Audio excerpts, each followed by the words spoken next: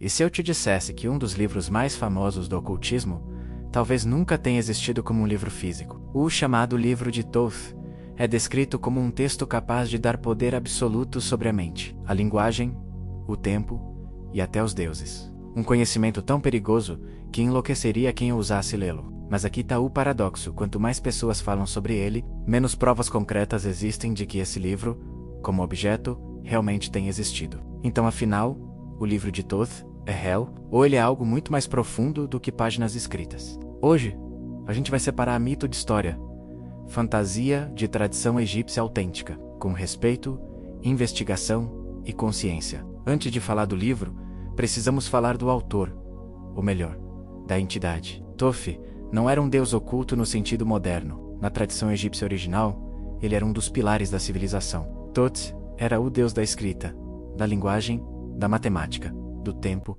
da memória e da ordem cósmica. Era ele quem registrava o julgamento das almas no salão de Maat. Era ele quem media o equilíbrio entre o caos e a ordem. Thoth não era um feiticeiro sombrio. Ele era o intelecto do universo. Para os egípcios, escrever não era apenas registrar palavras, era criar realidade.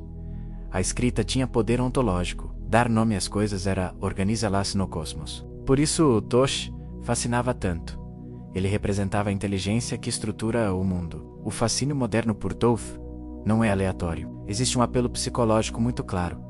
O desejo humano por conhecimento proibido, a curiosidade pelo oculto e a ideia de que existe um saber reservado apenas aos iniciados. Isso aparece em várias culturas. Na Bíblia, por exemplo, o conhecimento proibido surge no Gênesis, com a árvore do conhecimento. Em outras tradições, o saber oculto sempre vem acompanhado de perigo, medo e transformação. O mistério é uma poderosa ferramenta narrativa. Ele desperta atenção, respeito e até submissão. E Thoth, como arquétipo, personifica exatamente isso.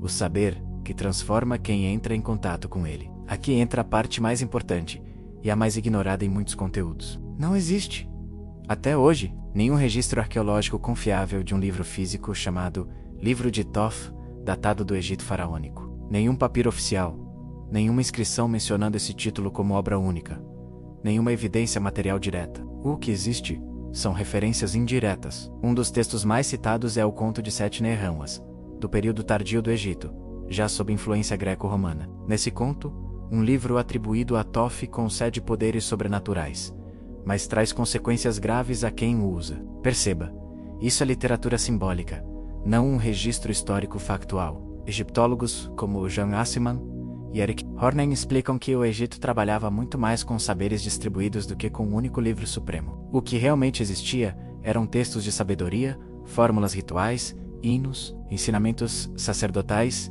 e instruções éticas e cosmológicas. Esses conhecimentos eram atribuídos simbolicamente a Thoth porque ele representava a inteligência universal. Ou seja, dizer que algo vinha de Thoth não significava que ele escreveu um livro literal, mas que aquele saber estava alinhado com a ordem cósmica. O conhecimento não estava em um volume secreto, mas na formação da consciência do iniciado. A ideia do livro de Thoth como obra perigosa surge com força no período greco-romano. Aqui entra a fusão cultural.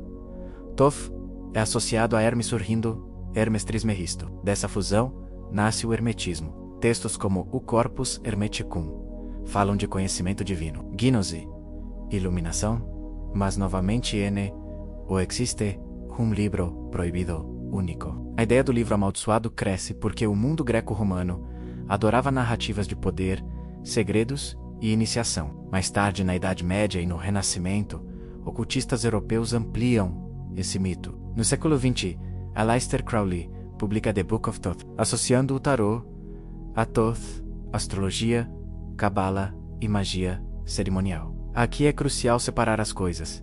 Isso é uma interpretação moderna, não tradição egípcia original. O tarô, como conhecemos, surge na Europa medieval. Ele não vem do Egito faraônico, apesar da simbologia egípcia ter sido incorporada depois. Crowley nunca afirmou ter encontrado um livro antigo egípcio. Ele criou um sistema simbólico moderno, inspirado em arquétipos antigos. Não é fraude, é linguagem simbólica, mas não é história egípcia. Se esse tipo de conteúdo te ajuda a separar mito de realidade sem perder a profundidade espiritual, aproveita esse momento para deixar seu like e se inscrever. Isso ajuda muito o canal a continuar trazendo investigações como essa, com respeito e consciência. O mito se fortalece ainda mais no cinema. Filmes como A Múmia popularizam a ideia de um livro mágico egípcio, capaz de ressuscitar mortos e destruir o mundo. Embora seja ficção, essas imagens ficam gravadas no inconsciente coletivo.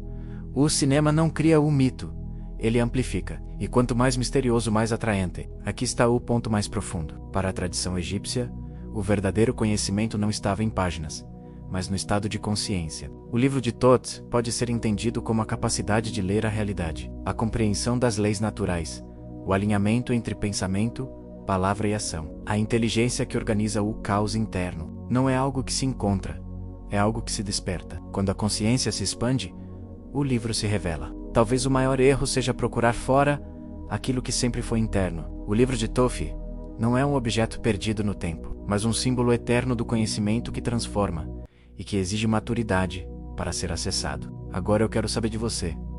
Você acredita que esse conhecimento é apenas simbólico? Ou acha que algo se perdeu ao longo da história? Compartilhe a sua visão nos comentários. Aqui o espaço é de troca, respeito e consciência. Se esse tema te tocou, curte o vídeo, se inscreve no canal e continua essa jornada com a gente. Porque entender o passado é, muitas vezes, o caminho mais direto para despertar no presente. Até o próximo vídeo.